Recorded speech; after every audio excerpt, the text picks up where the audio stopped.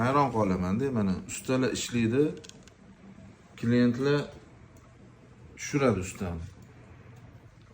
Lekin ishni bitirgandan keyin usta nimaga pulni olish uchun mani oyim kasal, pul kerak bo'lyapti yoki bolam kasal, pul kerak bo'lyapti, pul berasizmi deb o'zini ishlagan haqqini mana shunaqa оправдация qilib, argumentlar keltirib olish kerak. O'zini ishlagan haqqini so'rayapti-ku. Nimaga pulimni bering bo'ldi, men bitirdim desa bermaydi-da klientlar.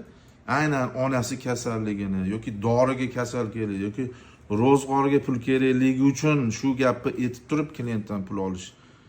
Bu sal g'alati emasmikin? Bu ishladi, uyingizda mehnat qildi, pulini argument keltirmasa ham berib olish kerak emasmi? Avvalambor o'zi o'sha ustalarga ajratilgan pul o'zi tegi yo'q bo'lsa, ustani tushirib nima kerak bor unda?